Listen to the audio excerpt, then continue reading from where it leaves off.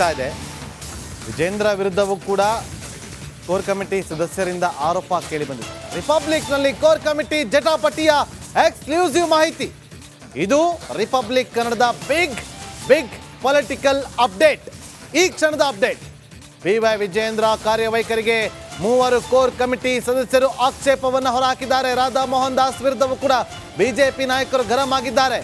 ಯಾರ್ಯಾರು? CT Ravi, DV Sadananda Gowda, Basavaraj Bommai ಗರಂ ಆಗಿದ್ದಾರೆ. ಪರಿಸ್ಥಿತಿ ಕೈ ಮೀರಿ ಹೋಗಿದೆ, ನೀವು ಬಂದರೆ ಸರಿ ಮಾಡೋಕ್ಕಾಗುತ್ತಾ ಅಂತೇಳಿ ಪ್ರಶ್ನೆಯನ್ನು ಮಾಡಿದ್ದಾರೆ. CT ರವಿ, ಸದಾನಂದಗೌಡರು, ಬಸವರಾಜ ಬೊಮ್ಮಾಯಿ 3 ಕೂಡ ಗರಂ ಆಗಿ ರಾಧಾ ಮೋಹನ್ ದಾಸ್ಗೆ ಪ್ರಶ್ನೆ ಮಾಡಿದ್ದಾರೆ. ನೀವು ಬಂದರೆ ಎಲ್ಲ ಸರಿ ಹೋಗುತ್ತಾ? ಯಾಕೋ ಸರಿ ಹೋಗ್ತಿಲ್ಲ, ಇದು ಅಪರೂಪಕ್ಕೆ ಬಂದು ಏನು ಸರಿ ಮಾಡ್ತೀರಾ ಅಂತೇಳಿ ಬೊಮ್ಮಾಯಿಯವರು ಪ್ರಶ್ನೆ ಮಾಡಿದ್ದಾರಂತೆ. ರಾಧಾ ಮೋಹನ್ ದಾಸ್ ಅವರ ಎದುರೇ 3 ನಾಯಕರು ಪ್ರಶ್ನೆಯನ್ನ ಮಾಡಿದ್ದಾರಂತೆ. ಮಾಹಿತಿಯನ್ನು ಕೊಡ್ತಾ ಇದ್ರು ನಮ್ಮ ಪೊಲಿಟಿಕಲ್ ರಿಪೋರ್ಟರ್ ಸುರೇಶ್, ಏನಿದು? ಏನಾಗ್ತಾ ಇದೆ ಬಿಜೆಪಿ ಪಾಳ್ಯದಲ್ಲಿ? ಶಿಸ್ತಿನ ಪಕ್ಷ ಸುರೇಶ್, ಅಂಥದ್ರಲ್ಲಿ ವಿಜೇಂದ್ರ ಅವರ ಕಾರ್ಯವೈಖರಿ ಬಗ್ಗೆನೇ 3, ಅದರಲ್ಲಿ 2 ಮಾಜಿ ಸಿಎಂಗಳು ಸದಾನಂದಗೌಡರು ಹಾಗೂ ಬಸವರಾಜ ಬೊಮ್ಮಾಯಿ ಅವರು, ಅಶೋಕ್ ವಿಪಕ್ಷ ನಾಯಕರು ಈಗ ಹಾಲಿ, ಈ ನಾಯಕರಿಗೆಲ್ಲ ಅಸಮಾಧಾನವನ್ನು ಹೊರಹಾಕಿದ್ದಾರೆ. ಅಂತಂದ್ರೆ ಬಿಜೆಪಿ ಪಾಳ್ಯದಲ್ಲಿ ಏನಾಗ್ತಾ ಇದೆ? ರಾಜ್ಯಾಧ್ಯಕ್ಷ ಸ್ಥಾನವನ್ನ ಬದಲಾವಣೆ ಮಾಡೋದೇನೋ ಇವರ ಅಜೆಂಡಾ ಅಥವಾ ಹೇಗೆ? ನಾಗೇಂದ್ರ ಬಾಬು, ಬೆಳಿಗ್ಗೆಯಿಂದಲೂ ಕೂಡ ನಾವು ಒಂದು ಸುದ್ದಿಯನ್ನ ಪ್ರಸಾರ ಮಾಡಿದ್ವಿ. ಅದು ರಾಮುಲು ಅವರ ಕುರಿತಂತೆ ಒಂದಷ್ಟು ಎಕ್ಸ್ಕ್ಲೂಸಿವ್ ಸುದ್ದಿಯನ್ನ ಮೊದಲು ರಿಪಬ್ಲಿಕ್ ಕನ್ನಡ ಬ್ರೇಕ್ ಮಾಡಿತು.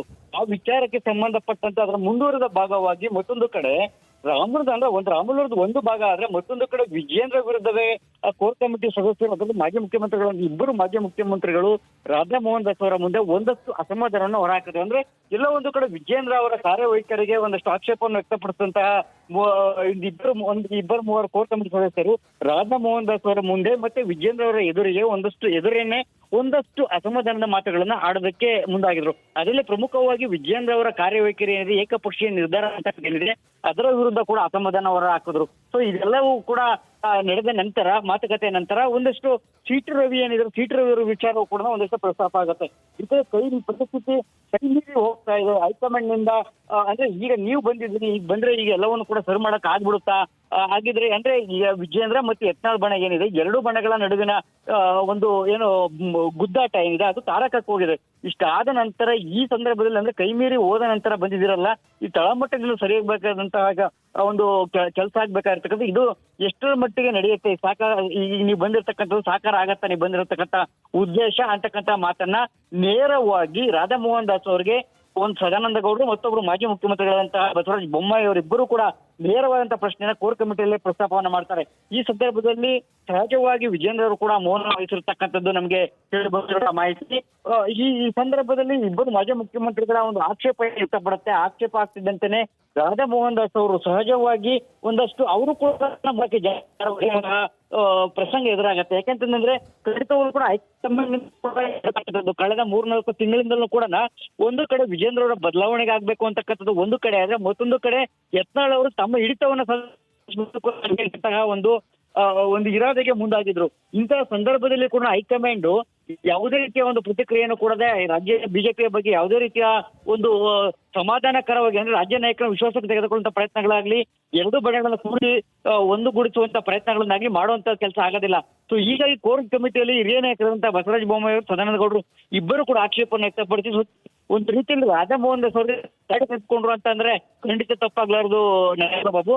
ಇದೆಲ್ಲವೂ ಕೂಡ ಮುಂದಂತೆ ಮತ್ತೆ CT ರವಿಯವರಿಗೂ ಕೂಡ ಒಂದಷ್ಟು ಕ್ಲಾಸ್ ತೆಗೆದುಕೊಳ್ಳುವಂತ ಕ್ಲಾಸ್ ಆಯ್ತು ಅಂತಕ್ಕಂಥದ್ದು ಅಂದ್ರೆ ನಮ್ಗಿರುವಂತಹ ಮಾಹಿತಿ ನಾಗೇಂದ್ರ ಬಾಬು. ಜೊತೆಗೆ ಇದ್ರನ್ನ ನಮಗೆ ಒಂದಷ್ಟು ಅಪ್ಡೇಟ್ ಸಿಗ್ತಾ ಹೋಗುತ್ತೆ. ಇದಾದ್ಮೇಲೆ ಪಕ್ಷ ತಳಮಟ್ಟದಿಂದ ಸರಿ ಆಗ್ಬೇಕು ಅಂತಂದ್ರೆ ಈಗ ನೀವು ಯಾವ ನಿರ್ಧಾರವನ್ನು ತೆಗೆದುಕೊಳ್ತೀರಿ ಅಂತಕ್ಕಂಥ ಮಾತನ್ನು ಕೂಡ ಪ್ರಶ್ನೆಯನ್ನ ಮಾಡ್ತಾರೆ ರಾಧಾ ಮೋಹನ್ ದಾಸ್ ಅವರಿಗೆ. ಸುರೇಶ್ ಅಲ್ಲೊಂದು ಪ್ರಶ್ನೆ ಮಾಡಿದ್ರು, ನೀವು ಅಪರೂಪಕ್ಕೆ ಬಂದು ಹೋದ್ರೆ ಎಲ್ಲ ಸರಿ ಹೋಗುತ್ತಾ ಅಂತೇಳಿ. ಆದ್ರೆ ಏನು ಸರಿ ಹೋಗಿಲ್ವಾ? ರಾಧಾ ಮೋಹನ್ ದಾಸ್ ಅವ್ರು ಬಂದು ಹೋಗಿ ವಾಪಸ್ ಹೋಗಿರೋದು ಏನಿಗೂ ಪ್ರಯೋಜನನೇ ಆಗಿಲ್ವಾ ಹಾಗಾದ್ರೆ? ಎಸ್ ನಾಗೇಂದ್ರ ಬಾಬು, ನಿಜವಾಗೂ ಕೂಡ ಈ ಪ್ರಶ್ನೆಯನ್ನ ನಮಗೂ ಕೂಡ ಒಂದಷ್ಟು ಅಂದ್ರೆ ಕುತೂಹಲ ಮೂಡಿದ್ವಿ ಇದೇ ಪ್ರಶ್ನೆ ವಿಚಾರವಾಗಿ. ಯಾಕೆಂತ ನೋಡೋದಾದ್ರೆ ಈಗ ಒಂದು ಕಡೆಗೆ ಅವ್ರು ಬಂದು ಹೋದ ಮೇಲೆಯೂ ಕೂಡ ಅವರು ಯಾವುದೇ ಹೇಳಿಕೆಗಳನ್ನ ಕೊಡಬಾರ್ದು ಅಂತ ಹೇಳಿದ ಮೇಲೂ ಕೂಡ ಮತ್ತೊಂದು ಕಡೆ ವಿಜೇಂದ್ರ ಬಣದಲ್ಲಿ ಗುರುತಿಸ್ಕೊಂಡಂತಹ ರೇಣುಕಾಚಾರ್ಯ ಅವರು ಇವತ್ತು ಬಹಿರಂಗ ಹೇಳಿಕೆಯನ್ನ ಕೊಟ್ಟರು. ತಮ್ಗೆ ಗೊತ್ತಿರ್ಬೋದು. ಇದ್ರ ಬಗ್ಗೆನೂ ಕೂಡ ರಿಪಬ್ಲಿಕ್ ಕನ್ನಡ ಕೂಡ ಈ ವರದಿಯನ್ನ ಪ್ರಸಾರ ಮಾಡ್ತು. ಅಲ್ಲಿಯೂ ಕೂಡ ತಮ್ಮ ವಿರೋಧಿ ಬಣ ಯತ್ನಾಳ್ ಟೀಮ್ ನಲ್ಲಿ ಇರ್ತಕ್ಕಂಥ ದೀಪ್ ಹರೀಶ್ ಏನಿದ್ದಾರೆ ಅವರ ವಿರುದ್ಧ ಕೂಡ ಧ್ವನಿ ಎತ್ತುವಂತಹ ಕೆಲಸವನ್ನ ಮಾಡಿದ್ರು. ಅಂದ್ರೆ ಮತ್ತೆ ಆರೋಪಗಳು ಪ್ರತ್ಯಾರೋಪಗಳು ಹೇಳಿಕೆಗಳು ಏನಿದೆ ರಿಯಾಕ್ಷನ್ಸ್ ಗಳಿದೆ ಯಾವುದು ಕೂಡ ನಿಲ್ಲುವಂತೆ ಕಾಣ್ತಾ ಇಲ್ಲ. ಅಂತಿಮವಾಗಿ ಈಗ ಇದು ಹೈಕಮಾಂಡ್ ಅಂಗಳಕ್ಕೆ ಹೋಗುವಂತ ಸಾಧ್ಯತೆಗಳು ದಟ್ಟವಾಗಿರ್ತಕ್ಕಂಥದ್ದು. ಇದೆಲ್ಲದರ ಒಂದು ಸೈಡ್ ಅಜೆಂಡಾ ಏನು ಅಂತ ಹೇಳೋದಾದ್ರೆ ಎಲ್ಲೋ ಒಂದು ಕಡೆ ವಿಜೇಂದ್ರ ಅವರನ್ನ ಬದಲಾವಣೆಯ ಕೂಗು ಎದ್ದಿರ್ತಕ್ಕಂಥದ್ದು ಪಕ್ಷದಲ್ಲಿ ಕೇಳಿ ಬಂದಿರ್ತಕ್ಕಂಥ ಗುಸುಗುಸು ಮಾತುಗಳು ಇದೆಲ್ಲವೂ ಕೂಡ ನೇರವಾಗಿ ಅಂದ್ರೆ ಬಹಿರಂಗ ಆಗಿದ್ರು ಕೂಡ ತೆರೆಮರೆಯಲ್ಲಿ ನಡೆಸತಕ್ಕಂಥ ಮುಸುಕಿನ ಗುದ್ದಾಟ ಆಗಿರೋದ್ರಿಂದ ಯಾವುದೇ ಒಂದು ತಾರ್ಕಿಕ ಅಂತ್ಯಕ್ಕೆ ಯಾರು ಕೂಡ ಬರೋದಕ್ಕಾಗ್ತಿಲ್ಲ ಅಥವಾ ಯಾವ ನಾಯಕರು ಕೂಡ ಯಾರ ಪರವೂ ಕೂಡ ನೇರವಾಗಿ ಬ್ಯಾಟಿಂಗ್ ಮಾಡೋದಕ್ಕೆ ಮುಂದಾಗ್ತಲ್ಲ. ಒಂದು ಕಡೆ ತಟಸ್ಥ ಬಣ, ಮತ್ತೊಂದು ಕಡೆ ತಮಗೆ ಗೊತ್ತಿರೋ ಹಾಗೆ ವಿಜೇಂದ್ರ ಬಣ, ಮತ್ತೊಂದು ಕಡೆ ಯತ್ನಾಳ್ ಬಣ. ಇದೆಲ್ಲದಕ್ಕೂ ಕೂಡ ನೇರವಾಗಿ ಅಮಿತ್ ಶಾ ಅಥವಾ ಹೈಕಮಾಂಡ್ ನ ಪ್ರಭಾವಿ ನಾಯಕರು ಯಾರಾದ್ರೂ ಎಂಟ್ರಿ ಆಗಿ ಅಷ್ಟರಲ್ಲಿ ನೇರ ಒಂದಷ್ಟು ಎರಡು ಬಣಗಳನ್ನ ಕೂರಿಸಿ ಮಾತಾಡಿಸುವಂತಹ ಪ್ರಯತ್ನಗಳು ಆದರೆ ಒಂದಷ್ಟು ಇವೆಲ್ಲ ಒಂದು ಹೇಳಿಕೆಗಳು ಈ ರಾಜ್ಯ ಬಿಜೆಪಿ ಇದೆಲ್ಲದಕ್ಕೂ ಕೂಡ ಸಾಧ್ಯತೆಗಳು ಹೆಚ್ಚಾಗಿರುತ್ತೆ. ಇಲ್ಲ ಅಂದ್ರೆ ಖಂಡಿತವಾಗ್ಲೂ ಕೂಡ ಇದೇ ರೀತಿಯಾಗಿ ಮುಂದುವರಿ. ಯಾಕೆಂದ್ರೆ ರಾಧಾ ಮೋಹನ್ ದಾಸ್ ಅವರು ಸಭೆಯಲ್ಲಿ ವಾರ್ನ್ ಮಾಡಿದ ನಂತರವೂ ಕೂಡ ಈ ಹೇಳಿಕೆಗಳು ಪ್ರತ್ಯಾರೋಪಗಳು ಆರೋಪಗಳು ಎಲ್ಲವೂ ಕೂಡ ಇದಾಗಿರತಕ್ಕಂಥದ್ದು ಇಲ್ಲಿ ಇವತ್ತೇ ಅಂದ್ರೆ ಅಸದಾದ ಒಂದೇ ದಿನದಲ್ಲಿ ಆಗಿರ್ತಕ್ಕಂಥದ್ದು. ಇನ್ನು ಮುಂದೆ ಕೂಡ ಇರುತ್ತೆ ಅನ್ನೋದು ಯಾವ ಗ್ಯಾರಂಟಿ ಅಂತಕ್ಕಂಥದ್ದು ಈಗ ಎದುರುವಂತ ಪ್ರಶ್ನೆ ಆಗಿದ್ರೆ Babu. Okay, thank you Suresh ನಿಮ್ಮೆಲ್ಲ ಮಾಹಿತಿಗಾಗಿ. ನಮಸ್ಕಾರ, ನೀವು ನೋಡ್ತಾ ಇದ್ದೀರಾ ರಿಪಬ್ಲಿಕ್ ಕನ್ನಡ. ನಾನು ನಾಗೇಂದ್ರ ಬಾಬು. ರಾಜ್ಯ ಬಿಜೆಪಿ ಪಾಳ್ಯದಲ್ಲಿ ಬಣ ಬಡಿದಾಟ ದಿನದಿಂದ ದಿನಕ್ಕೆ ಹೆಚ್ಚಾಗ್ತಾ ಇದೆ. ರಾಜ್ಯಕ್ಕೆ ವರಿಷ್ಠರು ಆಗಮಿಸಿ ಸಮಾಧಾನ ಪಡಿಸುವಂತ ಕೆಲಸ ಮಾಡಿದ್ರು ಕೂಡ ಬಣ ಬಡಿದಾಟ ಇನ್ನೂ ನಿಂತಿಲ್ಲ. ರಾಮುಲು ಹಾಗೂ ರೆಡ್ಡಿ ಕಲಹದ ಮಧ್ಯೆ ಮತ್ತೊಂದು ಮೀಟಿಂಗ್ ನಡೆದಿದೆ. ಸದಾನಂದ ಗೌಡ ಮನೆಯಲ್ಲಿ ಬಿಜೆಪಿ ನಾಯಕರು ಸಭೆಯನ್ನು ನಡೆಸಿದ್ದಾರೆ. ವಿಪಕ್ಷ ನಾಯಕ ಆರ್ ಅಶೋಕ್, ಸಂಸದ ಬಸವರಾಜ ಬೊಮ್ಮಾಯಿ, ಎಂಎಲ್ಸಿ ಸಿಟಿ ರವಿ ಭಾಗಿಯಾಗಿದ್ದಾರೆ. ನಿನ್ನೆ ಕೋರ್ ಕಮಿಟಿ ಸಭೆ ಬಳಿಕ ಮತ್ತೊಂದು ಸಭೆ ನಡೆದಿದೆ. ಒಕ್ಕಲಿಗ ಲಿಂಗಾಯತ ನಾಯಕರು ಸೀಕ್ರೆಟ್ ಆಗಿ ಮೀಟಿಂಗ್ ಅನ್ನ ಮಾಡಿದ್ದಾರೆ. ಬಹಳ ಕುತೂಹಲ ಕೇಳಿಸ್ತಾ ಇದೆ ಮೀಟಿಂಗ್ ನಲ್ಲಿ ಏನೆಲ್ಲ ಚರ್ಚೆ ಆಗಿದೆ ಅಂತೇಳಿ. ಒಂದು ಕಡೆ ಯತ್ನಾಳ್ ಟೀಮ್ ನೇರವಾಗಿ ವಿಜೇಂದ್ರ ವಿರುದ್ಧ ವಾಗ್ದಾಳಿಯನ್ನು ನಡೆಸ್ತಾ ಇದ್ರು. ರಾಜ್ಯಾಧ್ಯಕ್ಷ ಸ್ಥಾನದ ವಿಚಾರವಾಗಿ ಪ್ರಸ್ತಾಪ ಮಾಡ್ತಾ ಇದ್ರು. ಇದರ ಬೆನ್ನಲ್ಲೇ ಕೋರ್ ಕಮಿಟಿ ಮೀಟಿಂಗ್ ಆಯಿತು. ಅದಾದ ಬಳಿಕ ರಿಪಬ್ಲಿಕ್ ಕನ್ನಡ ಇವತ್ತು ಎಕ್ಸ್ಕ್ಲೂಸಿವ್ ಆಗಿ ಒಂದು ಬ್ರೇಕ್ ಅನ್ನು ಮಾಡಿತ್ತು.